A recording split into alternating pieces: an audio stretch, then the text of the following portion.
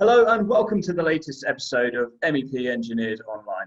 I'm editor Tom Oxtoby, and speaking with us today is Fady Juez, who is Managing Director of Water Management Solutions Company, Metito.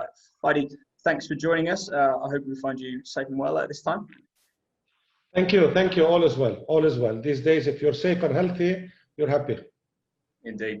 Brilliant stuff. Great to hear. Let's get straight into it.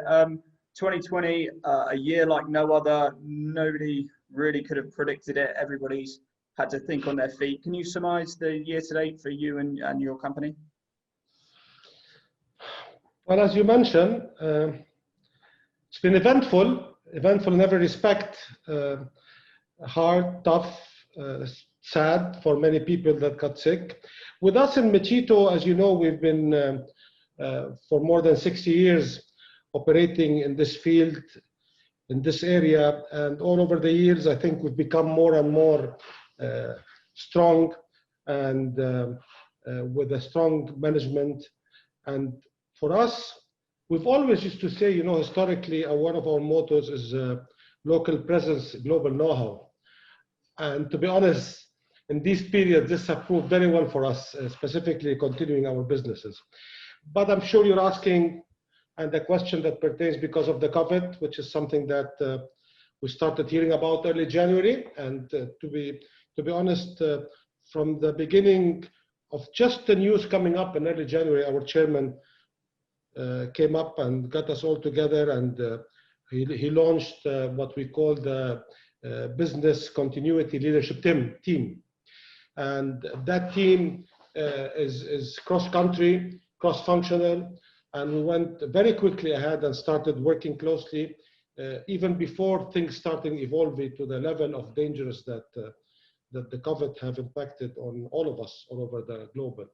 So I can say that we were at the forefront of things. We established a very strong team. We took very immediate measures concerning the safety of our people, the ability to work in different places of the world safely, having a very strong IT team that supported our people working from home that eventually occurred in March for us. We imposed a global travel ban on the people. And as I mentioned to you, our local presence in many countries where we operate, actually in all of the countries we operate, gave us a huge strength to enable us continue performing on our projects. Obviously, the field that we work with is essential. In Dubai, our most important thing was to have the factory continuing its very important job of delivering our products, and we were labeled as one of the essential businesses. So even in the darkest time of the lockdown, we were operating, we were working, we were delivering.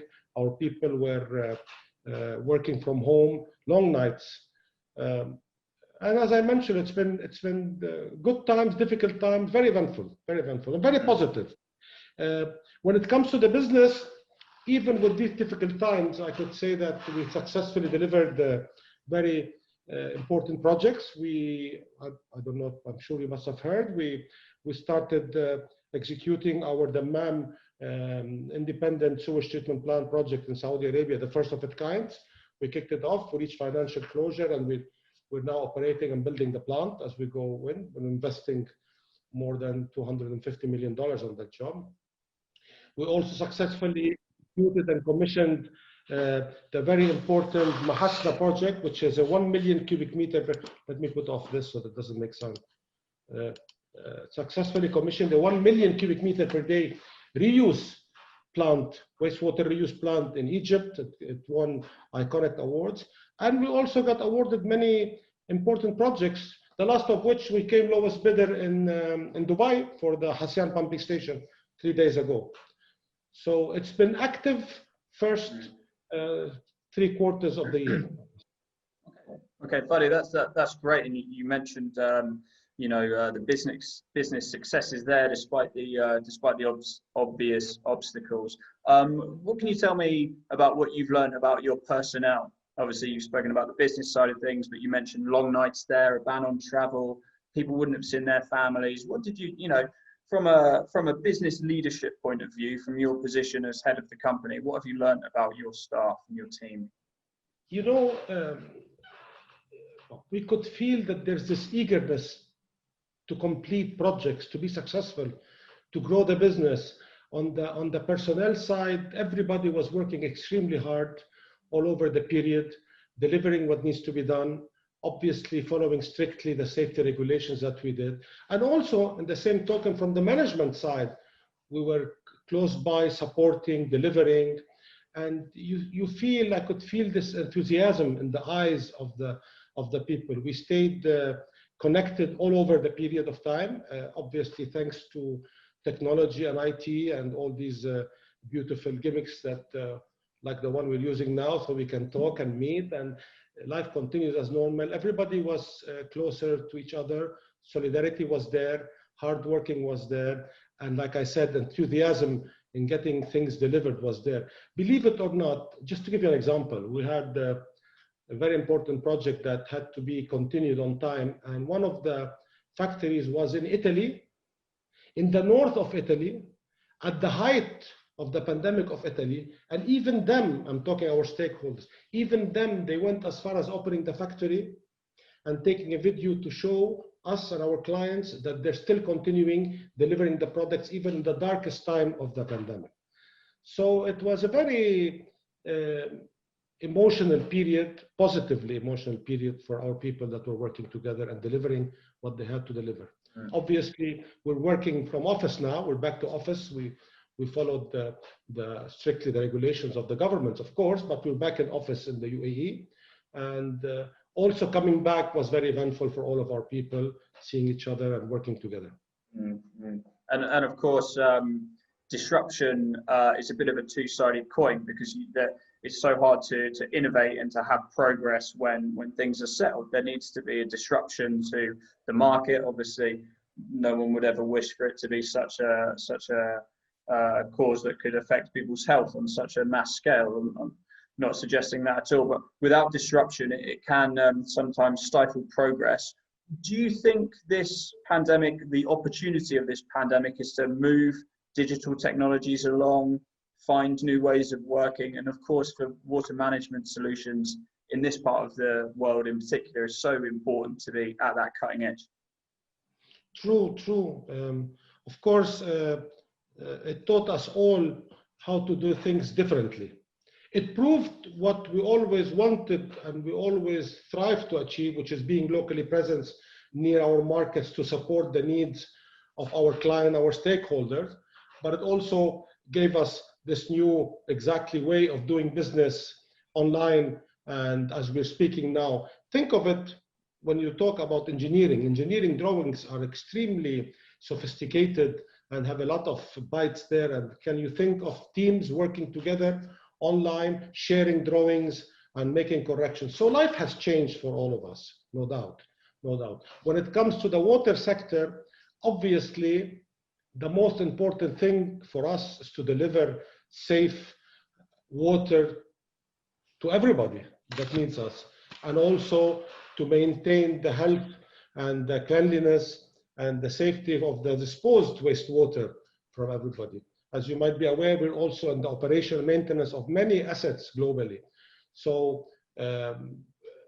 people had to work hard at their own risk to make sure that they're there on the sites, supporting, operating the plants and delivering safe water. And this also taught us how to change our style of doing business. And as you mentioned, being safe and try as much as you can to perform jobs at a distance safely from home or from office, whenever we can.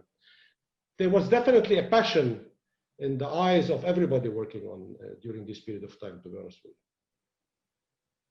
And it's been all hands to the pump in 2020. That's where everybody's focus has been. But let's not forget we're moving into Q4 now. 2021 is around the corner. How has 2020 shaped your ambitions for next year, and what's that starting to look like in terms of a framework? Well, even at the darkest time of the lockdowns, like I mentioned, we were doing well, we were growing, we completed projects, we were awarded projects, and we see some very good opportunities coming in the next months.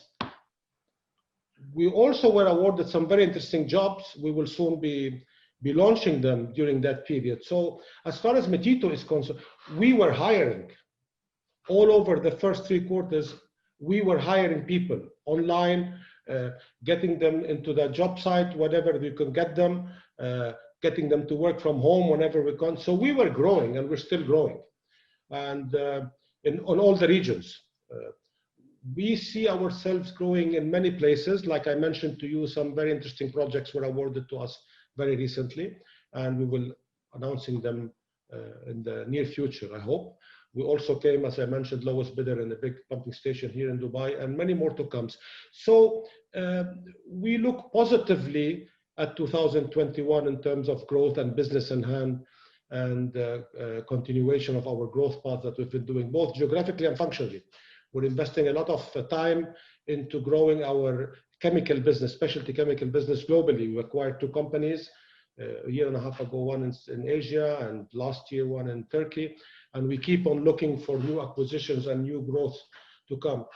Obviously, all of us are being as well at the same time cautious in the way we maintain the way we do business to ensure that the health and the safety of our people, our stakeholders, because we believe this will continue for a while to come now until we come back. But on the business side, we've been doing very well, and we are positive about 2021 and 22 to come. Brilliant. Buddy, thank you. That's all we've got time for today. I'd like to thank you once again for your great input there and for speaking with us today. Thanks, Tom. Great to see you. Hope next time in person. Yes, indeed, indeed. And of course, thank you, viewer, for tuning in, and we'll see you on the next episode of MEP Engineered Online.